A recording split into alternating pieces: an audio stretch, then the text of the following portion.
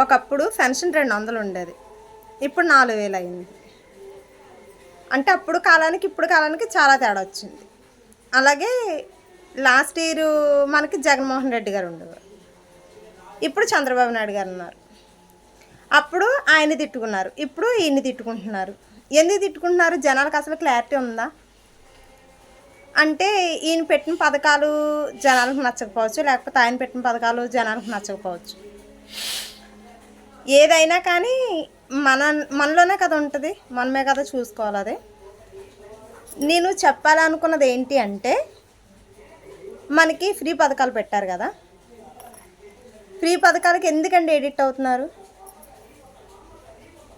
Free పథకాలు ఇస్తారు, బాగుంది. కాకపోతే అవి మళ్ళీ మన మీదే కదా పన్ను లెక్కన తీసుకుంటారు డబ్బులు. అవి వాళ్ళు స్వతహాగా సంపాదించిన డబ్బులను తీసి అయితే మనకు పెట్టరు కదా, మన దగ్గర నుంచి తీసి మళ్ళీ మనకే పెట్టి మళ్ళీ మన దగ్గర వసూలు చేస్తారు. ఈ విషయం అందరికీ తెలిసే ఉంటుంది. ఎందుకంటే ఈ రోజుల్లో తెలియని వ్యక్తులు ఎవరు లేరు, చదువుకోలేని వాళ్ళు ఎవరు లేరు, అందరూ చదువుకున్న వాళ్ళు ఉన్నారు చాలామంది. కాబట్టి ఇది ఎవరు ఎందుకు ఆలోచించట్లేదండి?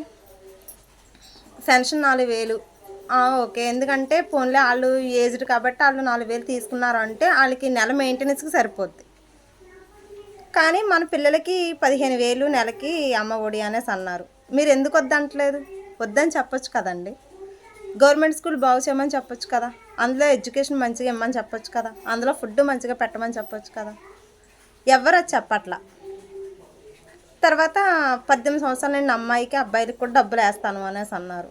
అవి కూడా వద్దని, మాకు ఉపాధి కల్పించండి, మాకు డబ్బులు వద్దు అని చెప్పాలి కదా. అది కూడా మన వాళ్ళు ఆలోచించట్లేదు. తర్వాత ఫ్రీ గ్యాస్ బండ్లు అన్నారు. మనకు గ్యాస్ బండ్లు ఫ్రీగా అక్కర్లేదండి, అవి రేట్లు తగ్గిస్తే సరిపోద్ది కదా. తర్వాత ఫ్రీ బస్సులు అంటున్నారు.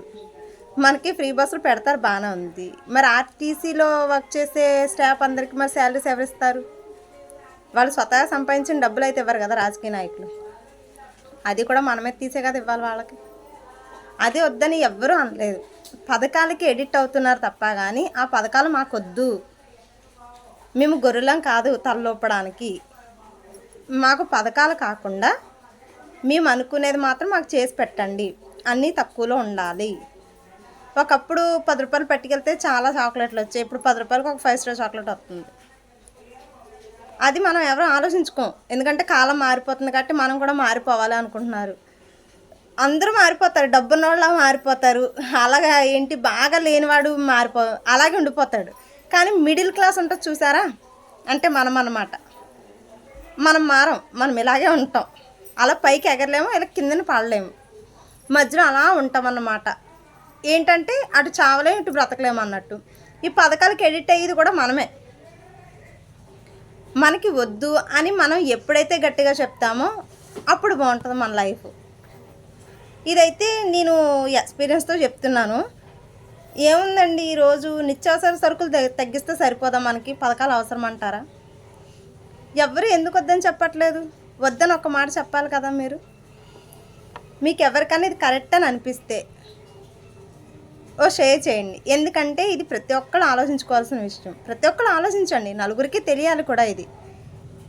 ఇది నాకు అనిపించింది మాత్రమే, అంతే తప్ప కానీ రాజకీయాలని కానీ లేకపోతే ఇంకొకరిని ఉద్దేశించి మాట్లాడింది అయితే కాదు. ఫ్రీ పథకాలకు ఎడిట్ అవ్వద్దని మాత్రమే నేను చెప్తున్నాను, అదే నా ఉద్దేశం కూడా. దయచేసి అందరికీ షేర్ చేయండి ప్లీజ్.